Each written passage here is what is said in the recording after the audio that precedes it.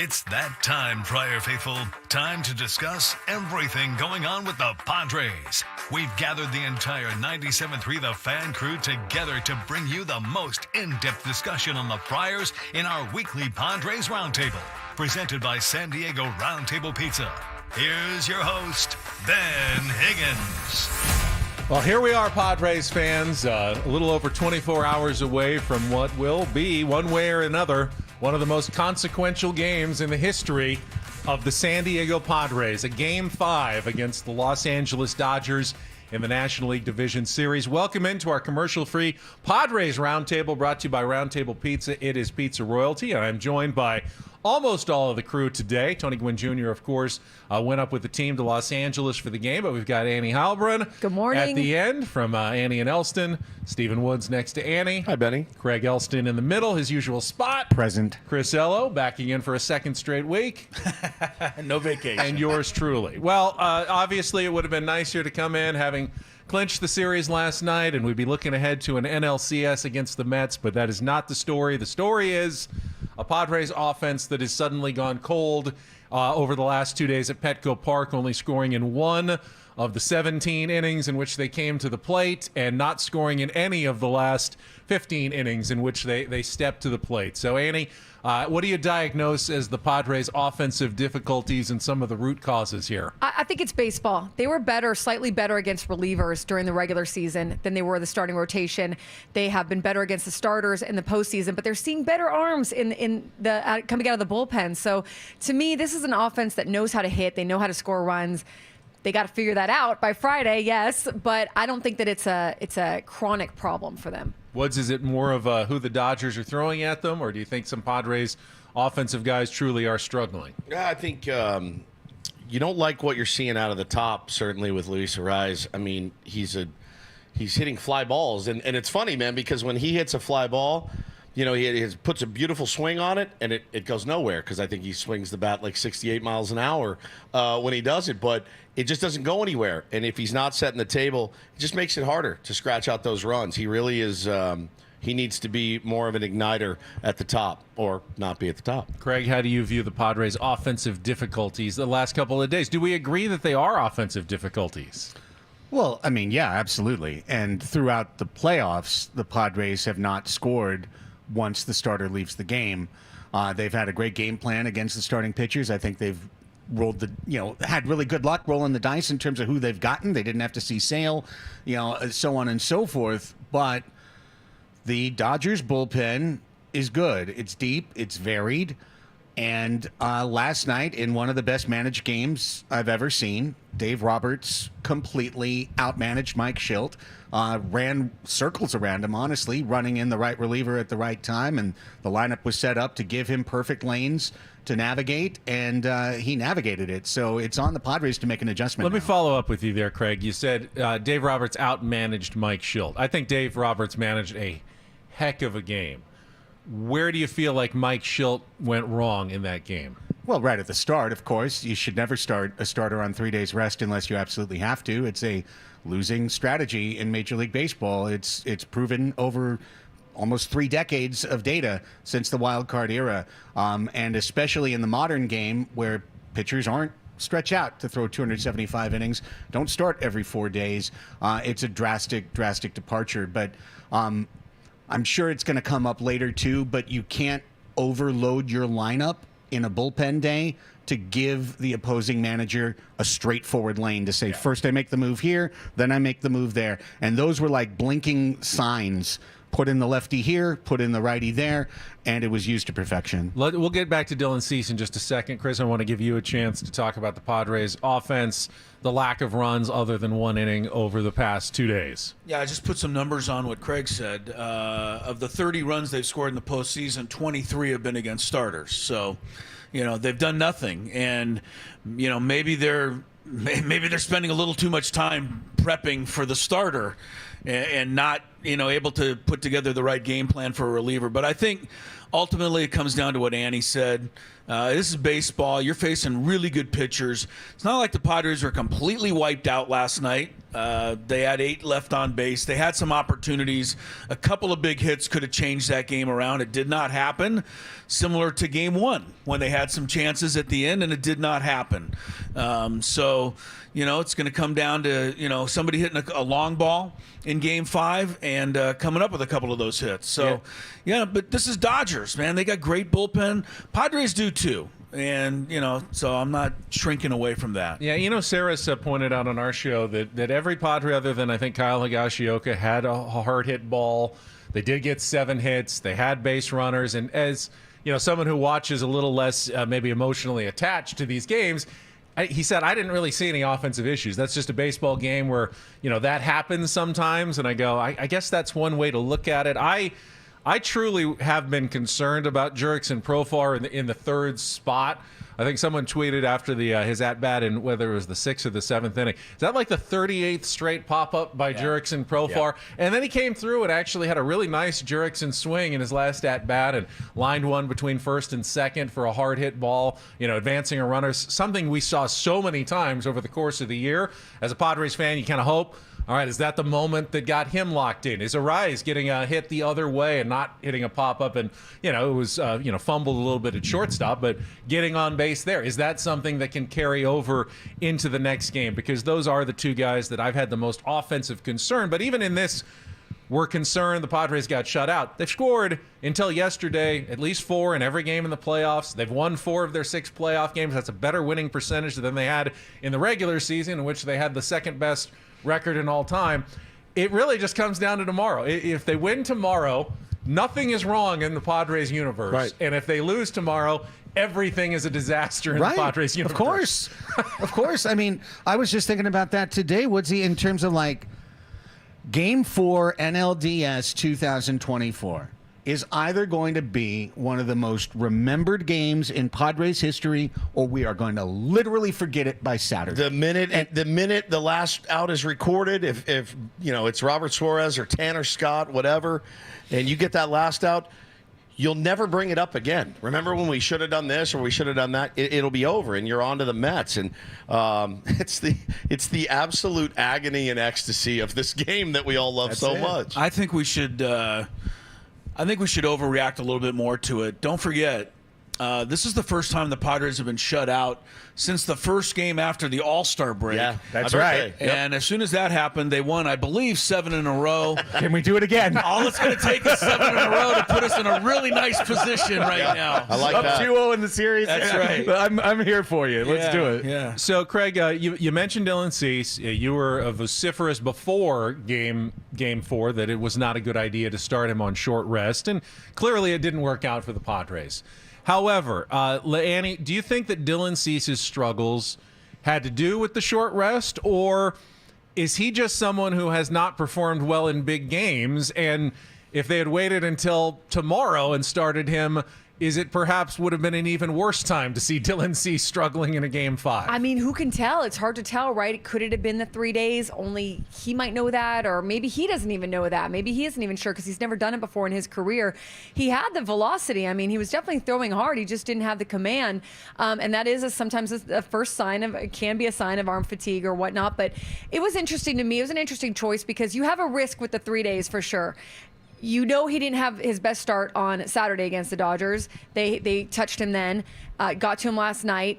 He said after the game, he only really didn't like one pitch. He thought he threw pretty well beyond that. So I think it was a tough position for him to be put in. At the same time, he wanted it. Yeah.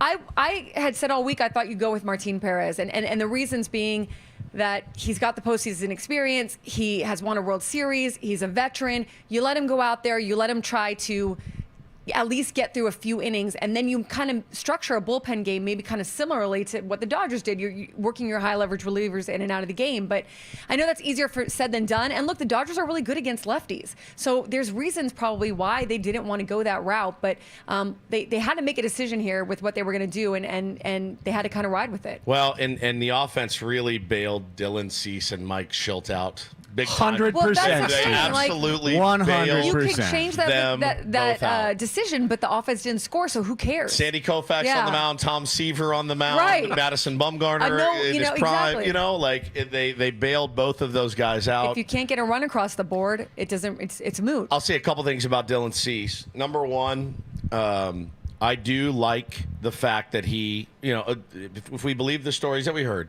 went to Shelton and said, "Give me the ball. I want that." Right? I like that. I like that a lot from my guys on my team. And I want that kind of attitude of give it to me. I want it. Didn't work out. Sucks. He's not pitched well in the postseason. ERA of 14.40. It's not what you wanted. It's not what you got Dylan Cease for at all.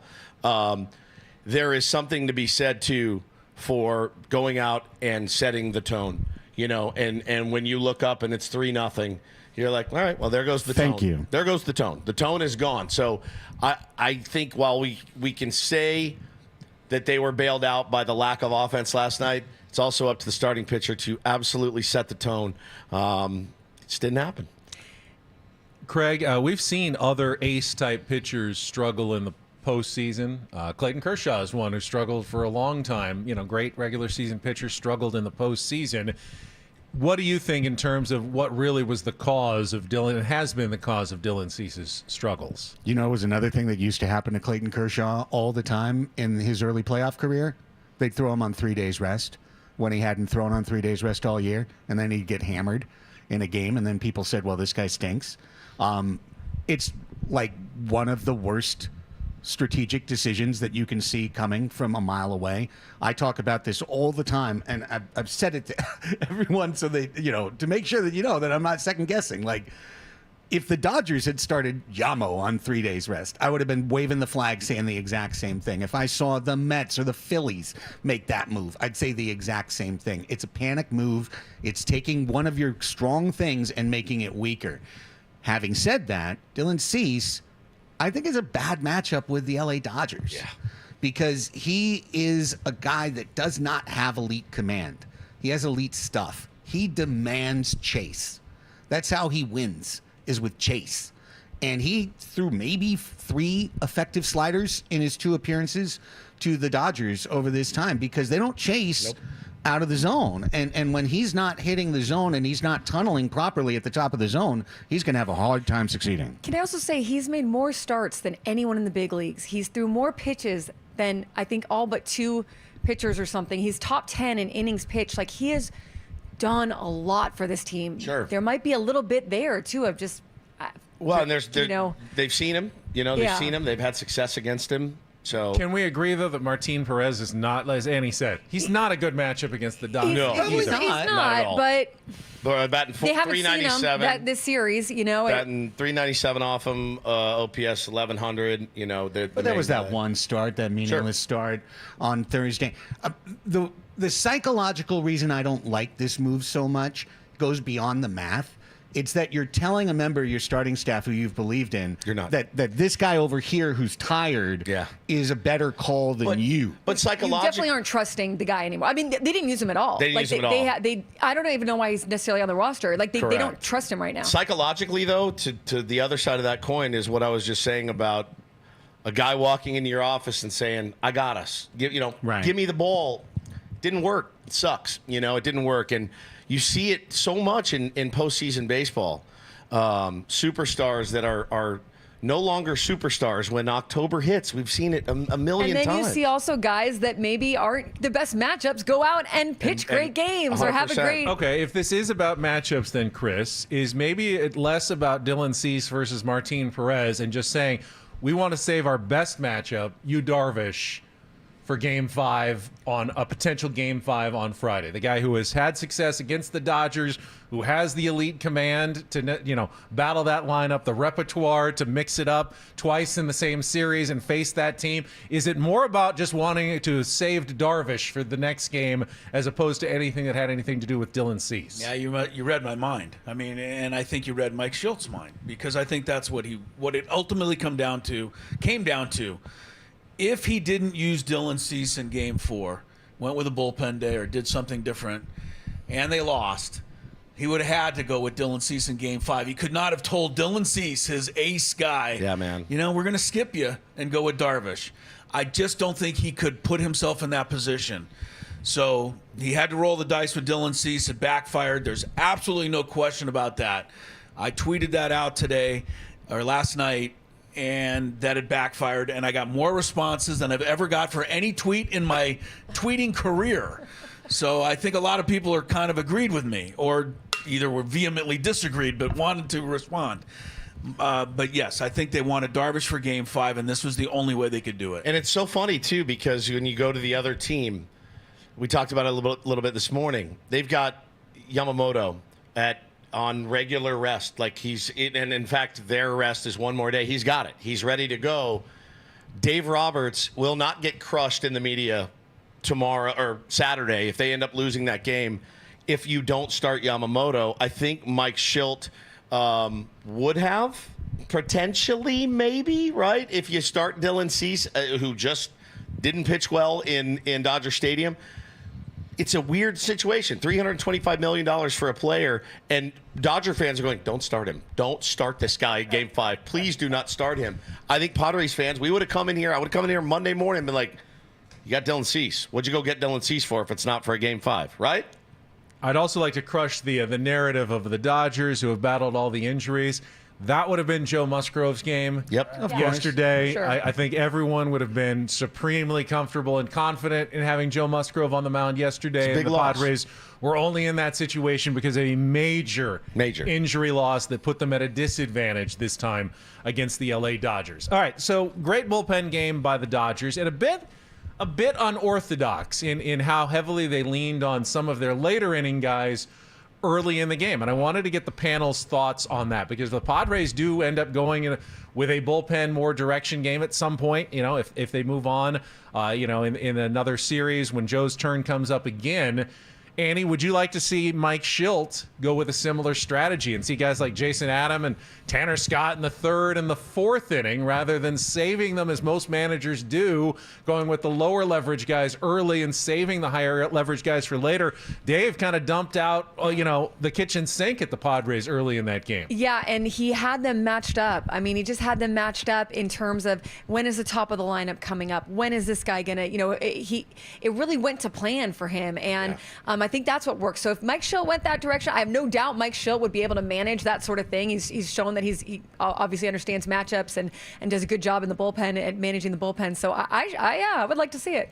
I mean, if it was useful for them. Yeah, it's the thought of having to manage a game like that makes me sick to my stomach, and the thought of having to watch my manager manage my team makes me sick to my stomach. There was no counterpunch last night for the Padres, right? We all felt it. Like there was just no counterpunch. Every time you thought, ooh, maybe we can counter. Nope. Perfect guy here, lefty, this arm slot, whatever. Like it worked out beautifully. If you see the exact same plan again, can you take advantage is the biggest answer. And I think you will. I think you will see could be the exact same It worked plan. out so well, Craig, for the Dodgers that you kind of forget about what could happen. I mean, if the Padres had put together a couple of rallies and forced Dave to make extra moves, and it's a close game at the end, and all of a sudden you're down to Ben Kasparius and some of the back-end guys in the most critical innings to save your season, there is a clear path where that can backfire on you as well. Well, and it's funny. Up in the stands with my Padres hot tub buddies watching the game from my season seats, we talk about at the beginning being all confident, right? Well, it's so hard to win a bullpen game because you have to pitch a perfect game. It's a chain. It's a chain, and if one link breaks in the chain, the whole thing falls apart because you've got to plan for the fourth, the fifth, the sixth. Well, okay, what happens if your third inning guy gets crushed? All of a sudden, it's all out the window. So the dynamic of that remains present, and I'm not going to say when the Dodgers do this in Game 5, they're going to do the exact same thing. If they don't, they're punting. Yeah. They're punting their advantage in the series because they have figured this out. Because the flip of that was by the fourth inning, we're sitting there, the same people, and just look and just go, they've got this on lock. It's done right now. It's on lock. We've done these roundtables all year long, and Annie today has decided to raise her hand when she's got a point. All you have to do is give me a knowing look, Annie, and I will definitely call on you. That's Don't worry why I'm about not it. sure if they will. That's why I'm not sure if they will do another bullpen game. He knows that knowing look. You have to. Everything worked for them last night because you're absolutely right. You have to. Every single reliever that comes out of that pen has to be on his game. No one didn't have their stuff last night, and you have to have that happen again on Friday to perfection. I thought Xander made a good point. They didn't work in the zone hardly at all last night. Like, they worked on the edges and then went in the zone when they needed to. And the difficulty of painting that again, doing the exact same thing. Now, they're very good. I think they might do like a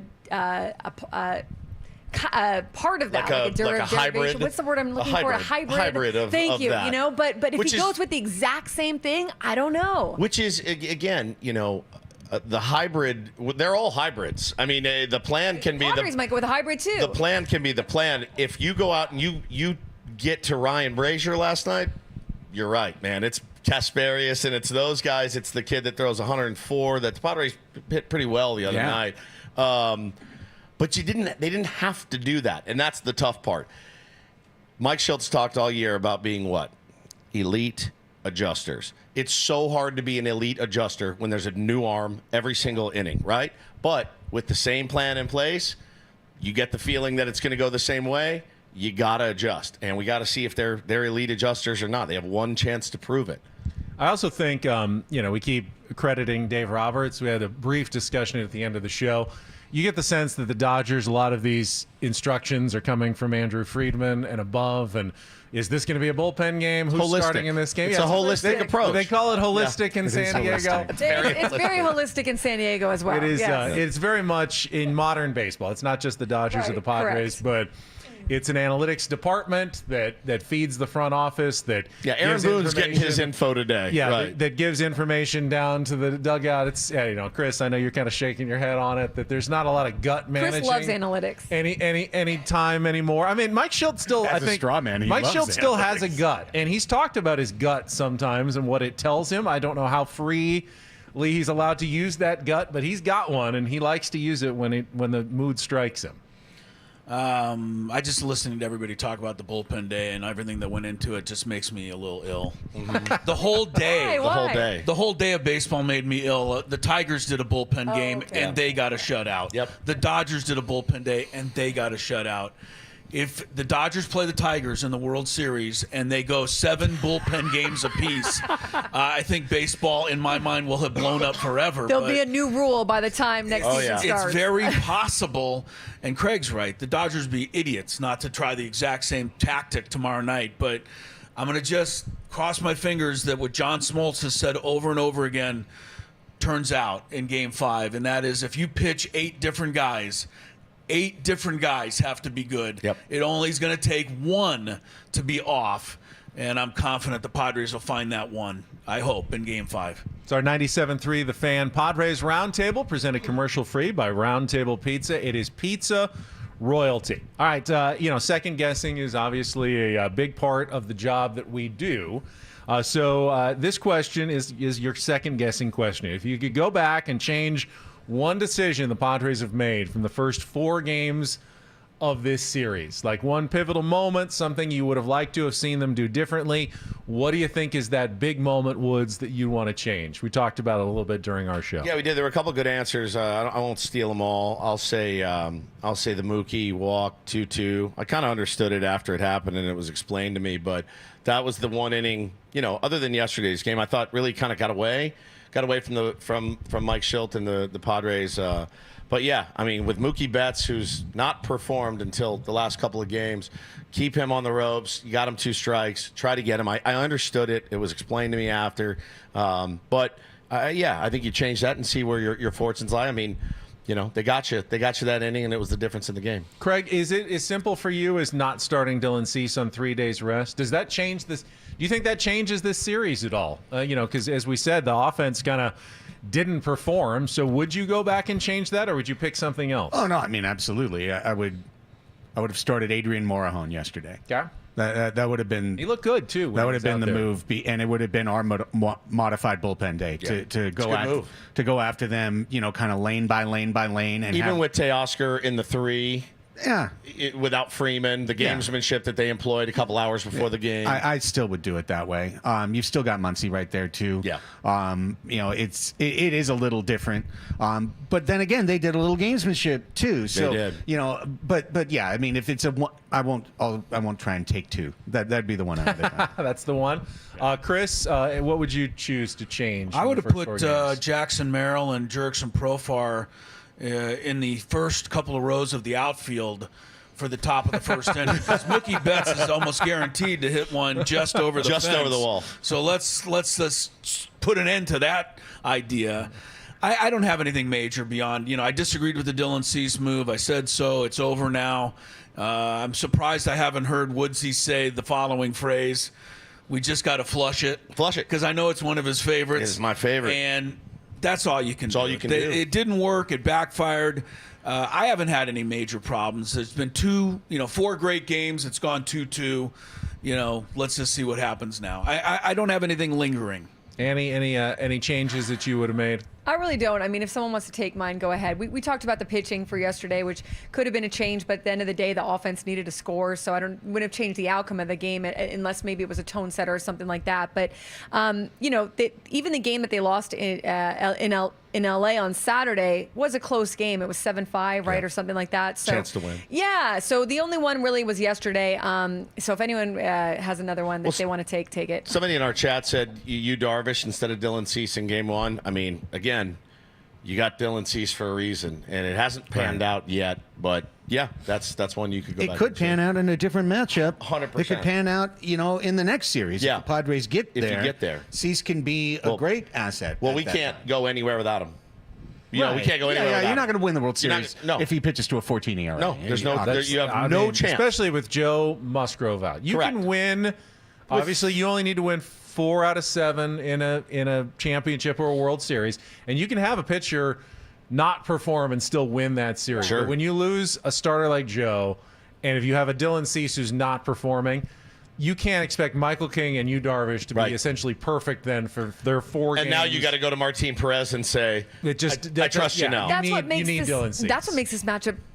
I mean, a really good matchup because the Dodgers are in that position. Yeah. They've got Yoshinobu Yamamoto and Jack Flaherty, neither of which I think they really even trust. And That's then right. who? So it's kind of backs up against the wall. It is sure. like it's a literal must-win game. Ben did the. We finally got to the must-win. The must-win. Finally have a finally game got a we can must-win, call a legit that, must-win. Our first of the season. Benny got to the odds. It's the first. Benny got to the odds this morning on Fangraphs, and it was 50.5 to 49.5. Yeah. It's the closest thing that you've ever seen. And the World Series odds are like 19% Dodgers, 18% Padres. I mean, we're right there. We could all flip 5 coins and just play it all out right here with a penny, a nickel, a dime, and a quarter, and figure out how this series is going to go. A lot of people pointed out when I brought this up during our show, more walks to Shohei Otani. Don't let him beat you. And honestly, I think the Padres have done an incredible job against Shohei Otani this series. He is hitting .250 with a .333 on-base percentage and a .771 OPS. It's a dream. That, to me, is called containing Shohei Otani as well as any team 7 Ks. has contained him all season long. Correct. The plan against Shohei Otani has worked, with the exception of one giant 3-run home run in his very first at-bat. Get Gavin Lux out. What's the plan for Gavin Lux? You know what I mean? That's the plan you need to be worried about. They have attacked him really well, Chris, and that plan has been a good one. Yeah, I disagree with anybody who says walk him more. All of his hits have been when 2 runners are on base. He's 3 for 3. The 3 at-bats, he's come up with 2 runners on base. 2 of his hits are shattered bat, floaters into center field, too. Right, yeah, you can't walk him in those circumstances. And so on the times when I think people are saying walk him, don't forget, if you walk him and second base is empty, he's going to be on second, and he might even take third.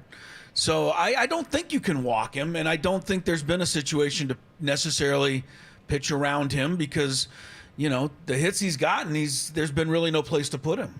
Craig, the plan on Shohei Otani, you agree has been the correct one from the Padres? Well, yeah, and after game one, the thing that I walked away from that game saying was, in a situation where he can beat you, if it's your starting pitcher on the mound, given the guys who we have, I don't want them to let Shohei beat him.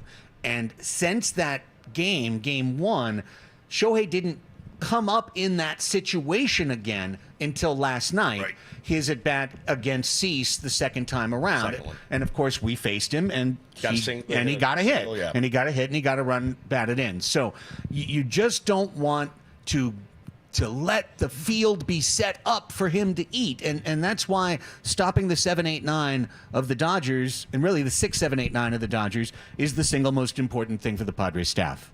Yeah, they've done a great job against him, and I think that it goes with Mike Schultz's mantra of like not backing down, not being afraid. However, the big part of that was making sure that they don't allow the runners ahead of him or the bottom of the order to get on base. And so they've done a good job kind of containing both of those. But yeah, I mean, look, they've contained Shohei for sure.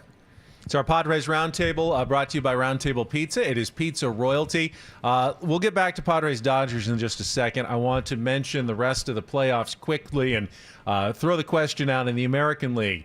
Which team do you feel the Guardians or the Yankees or the Guardians or the Royals has a better chance of rallying back from a 2-1 deficit? Do you see either of that happening? And kind of how do you envision those series playing out, Chris, based on what you see in the first 3 games? I don't envision either rallying. The Guardians haven't scored for 2 games, and I think the Tigers might still have a few innings of Scooble left for Game 5 if they need it. Oh, yeah. So I definitely don't see the Royals coming back.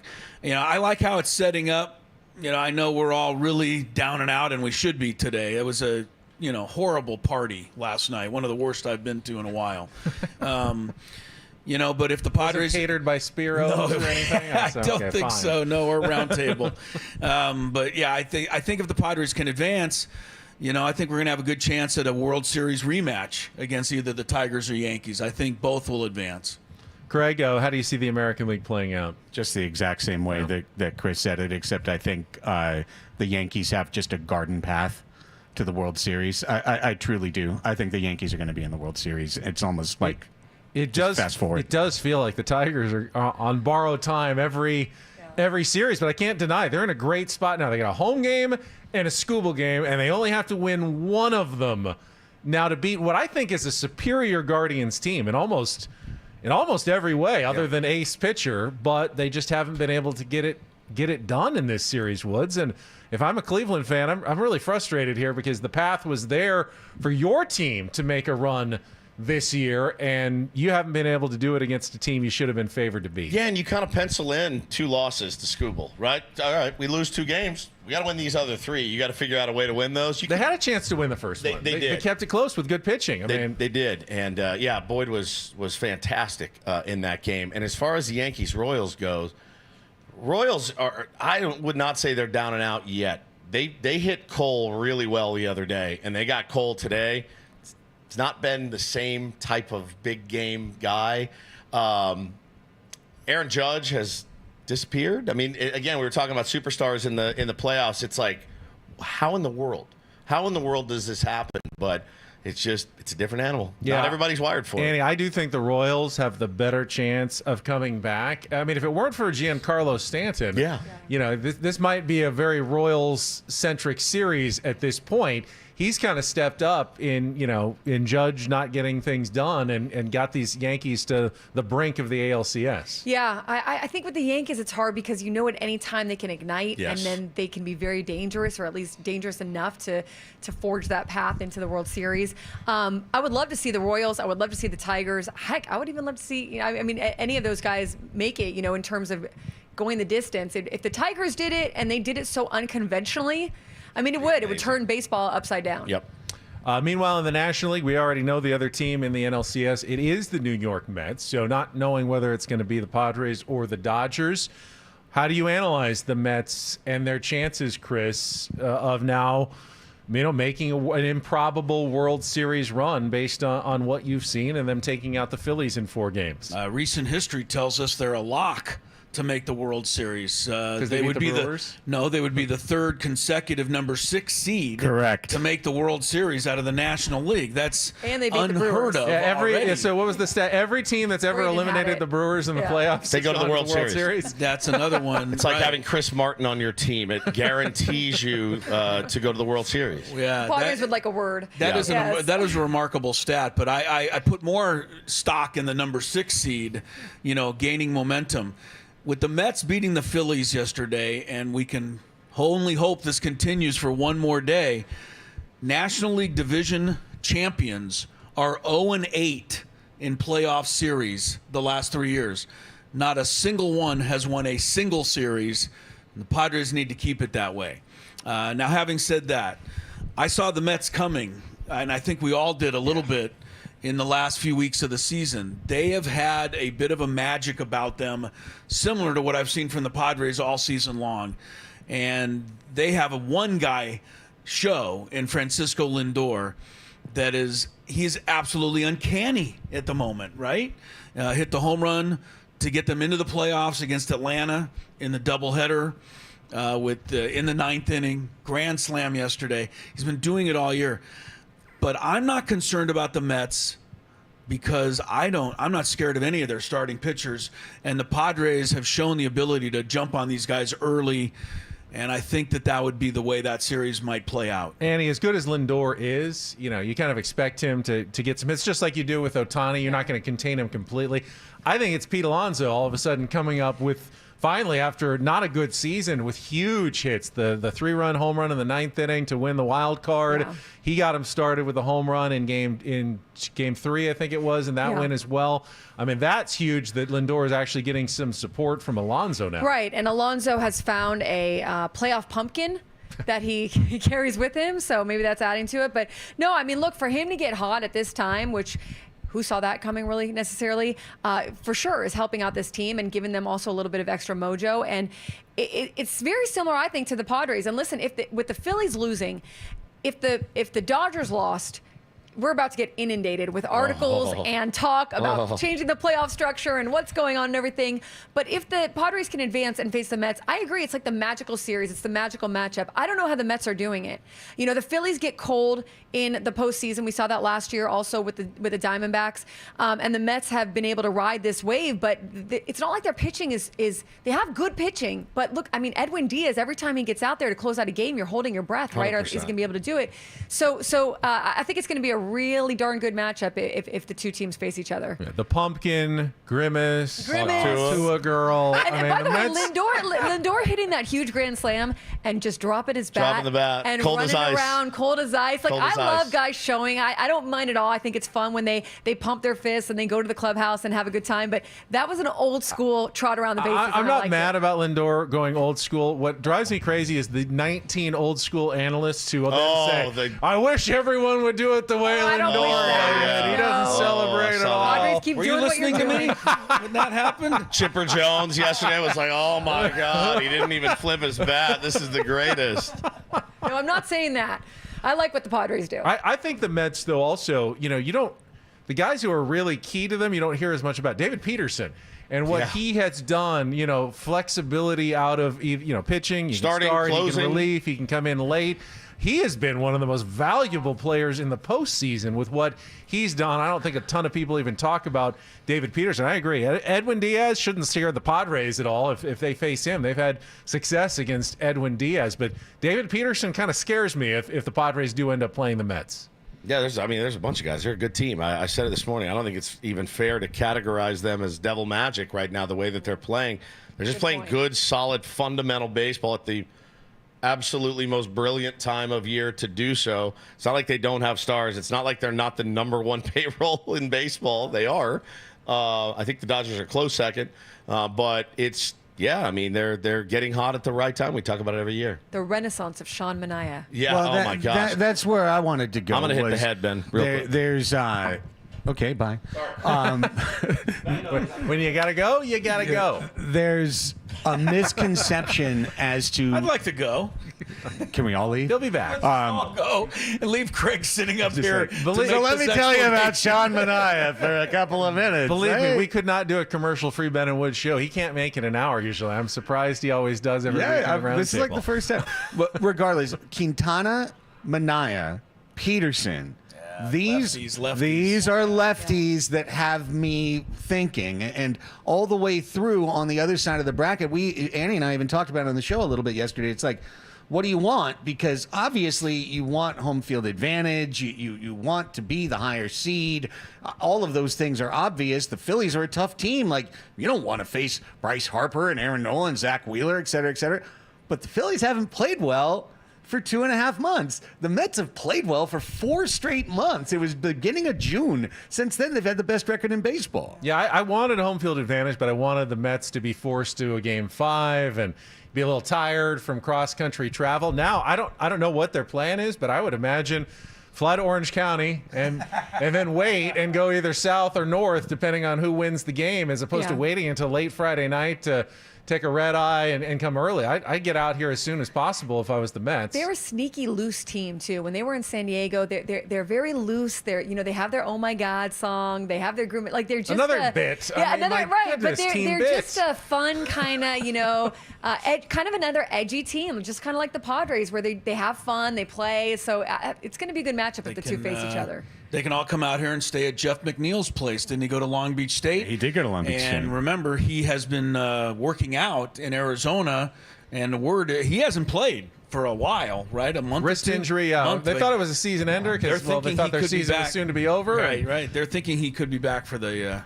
championship series. So. All right, 7th inning stretch time now that Woods has returned. And I think this is a great Woods question, actually. So I think we all feel the stress of watching playoff games as fans. I know most Padres fans, you're going to experience it more than once tomorrow night. We're only human. So what is your favorite stress-relieving activity? During a game? Anytime, just anytime. What do you find that best relieves your stress, Chris? I'm going to go with, and my wife loves this, I'm going to go with cleaning the house. Cleaning the house. It's a good one. That's good. Yeah, It's a just really walking good around. Nervous energy, just get it all Nervous out. energy, Productive. exactly. Nervous energy, washing the dishes, cleaning up, straightening up. Before the advent of the DVR, when I used to watch games live, and the NBA especially, with all the lengthy timeouts, the house used to be spick and span by the end of a big game. So I'll go with that. Woods, have you broken into your playoff pack yet? I have Still not. I have Okay. not yet.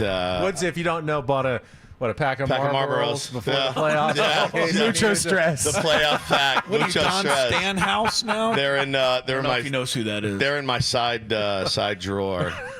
I'm comforted knowing that they're there. For me, what it is music, and what I'll do is I'll just go on a deep dive into Spotify, and I'll start discovering new bands that I'll then research and connect, and it's just this big long process. And usually Friday nights were always my night.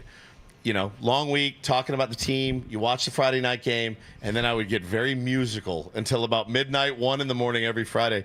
But I find myself now, after the games, delving into a lot of music. So try to learn some new stuff. Annie, what's your stress relief technique? I like to break things. Break things. Like Rage stuff. room? Knees. Have you ever been to a rage room? Yeah.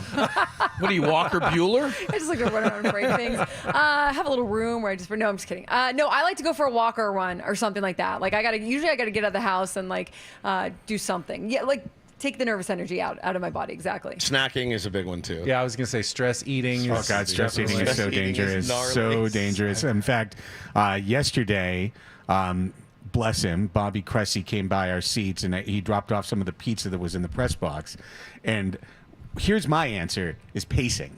I've been watching these games mostly at Bottle Rocket, and I'm basically a loose radical in the back room, just floating around, like the ball on Pong without any flipper, just bing bong, bing bong, bing, a caged bouncing off the tiger. walls. And then when we've got 3 runners on, walking outside, kind of pacing on the sidewalk, just like the movement. So yesterday, being in my seat and trapped, nowhere to go, nowhere to pace. That pizza started coming Wasn't out pretty quick for stress wasn't eating that horrible instead. after, we were at the game the other night and it was 6-1 and you're like, this is the best.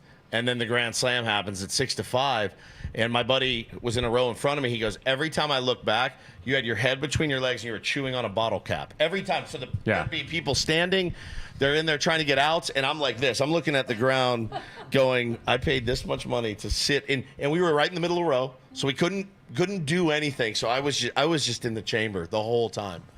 Well, if I'm trying to be a little healthier and not stress eat, not during a game, I'll do a crossword puzzle and just kind of focus on that. That's good. Now, if I'm watching a game by myself, and I've never admitted this to anyone, but when I get nervous or like stressed, I kind of flap my arms like this just to get any energy out. I've seen you do it. I do. I've seen him do it. I flap my arms like that. It's the way it feels like it releases that nervous let it energy out, and it looks really, really dorky when I do it. So I try not to do it in front of people, but as you've both seen, that I can't always help it. I understand. It's when okay. I get, it just has to get out, like physically somewhere. Just get that stress. I feel it. That's me walking around. You gotta out. let Next it out. time my wife gets on me for biting my nails, I'm going to say, honey, I could do that. worse. Or eat butter caps like I do.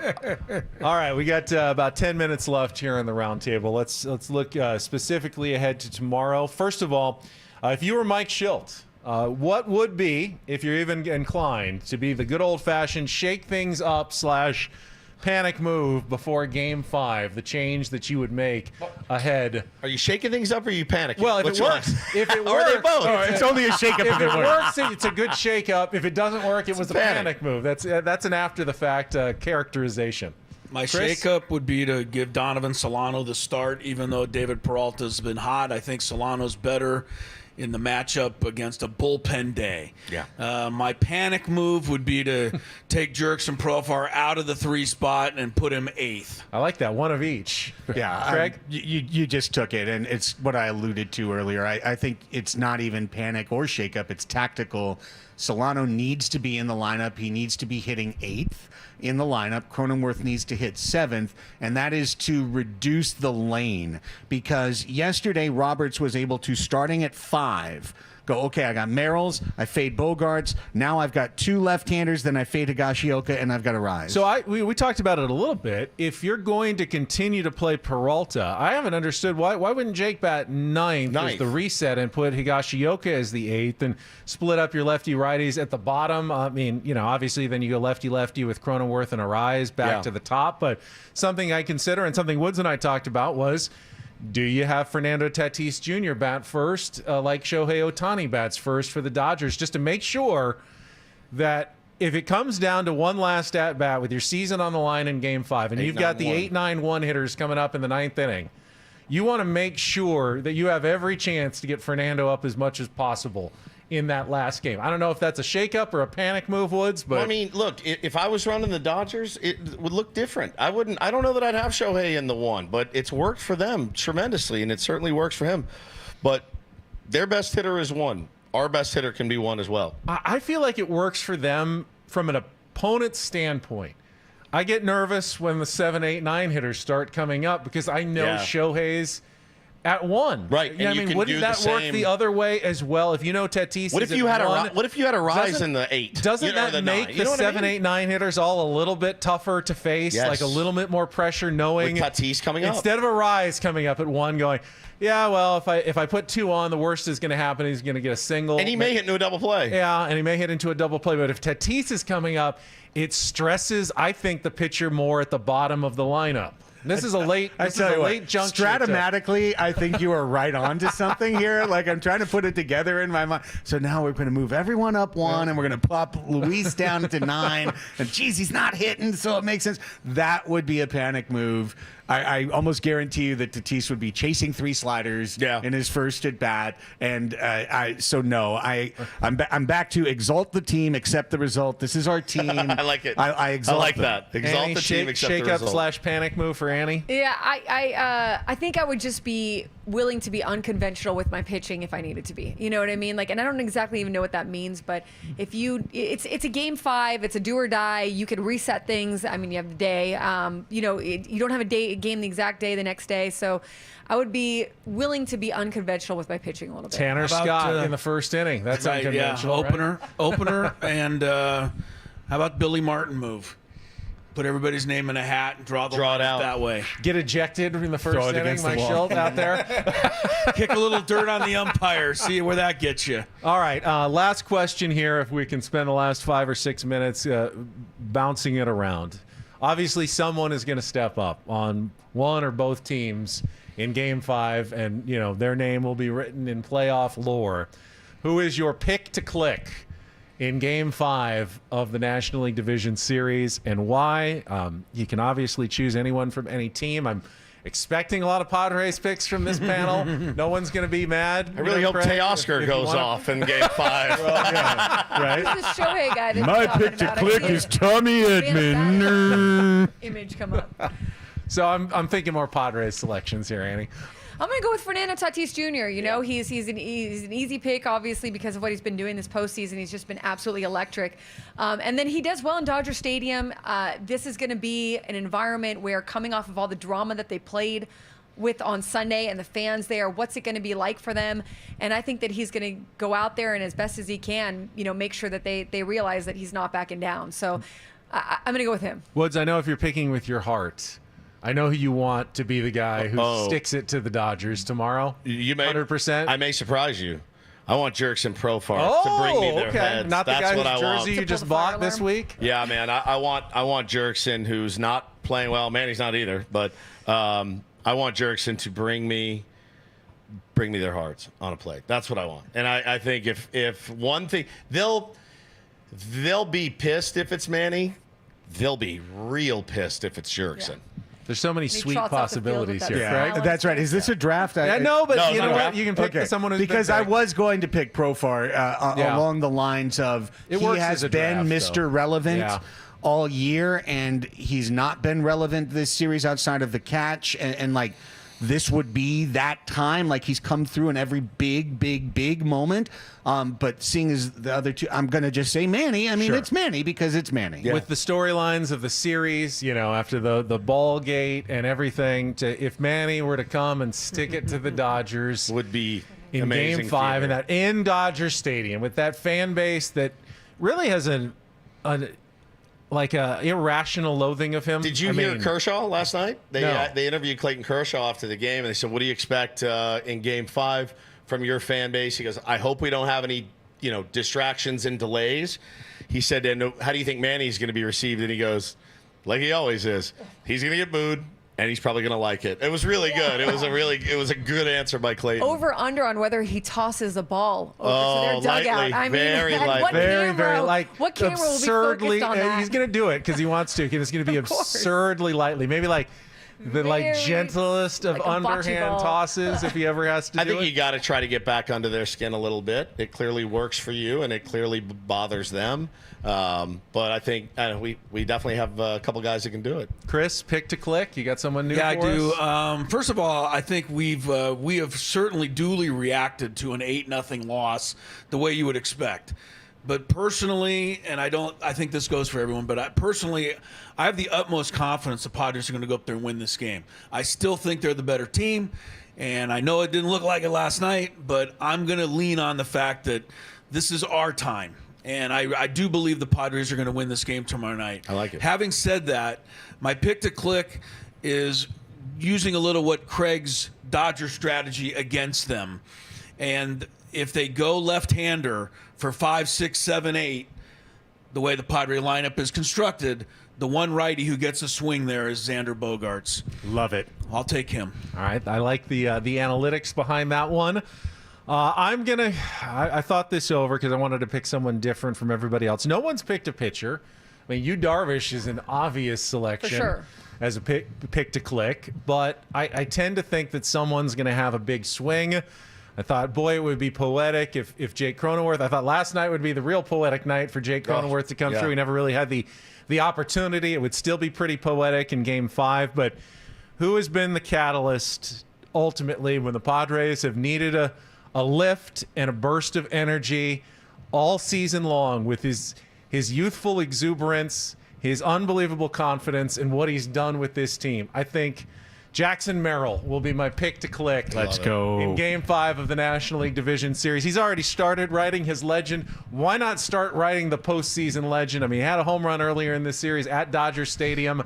Why not do it again? He seems to thrive under the most pressure-packed of circumstances, and this is going to be the most pressure-packed circumstance he's faced so far in his big league career. I'll take Jackson Merrill. What's cool is when you said that, the guy that has carried this team and has sparked us so many times, my mind went, Arise, Tatis, Machado, like every single dude on this team has done it. Higgy, they've all done it. It could have been 1 through 9, Benny, of this team that you listed. Man, it's crazy. All right. Well, if we are back here next Thursday for another roundtable, that will be a very good sign. It would probably come before Game 4 of the National League Championship Series in New York against the Mets. We could be 3-0. We could be 2-1. I hope that we talk to you again next Thursday. Obviously, all of our regular shows will be continuing until then, including Annie and Elston coming up live next year on 97.3 The Fan. And don't forget, tomorrow, tune in. 3:08, I believe, is the Eco Water SoCal pregame show. Is it a 4:08? 408. 508 first pitch. 4:08 pregame show. 5:08 first pitch? 5:08, yeah. Oh, okay. I thought it was 4:08. Hopefully they All go right, thank you. 509. 508 first pitch. In the Fox TV way to put it, Ben, it is currently 32 hours before Shohei Otani bats next. We're talking Greenwich Mean Time here. All right, well, just check local listings. Thank you for joining us all season long. Thank you to Roundtable Pizza. It's pizza royalty for bringing us these commercial-free every single week. For Annie, for Woodsy, for Craig, for Chris, I'm Ben. Have a great rest of your Thursday from all of us here at 97.3 The Fan. So long, everybody, and go Padres. Come on. Up the dads.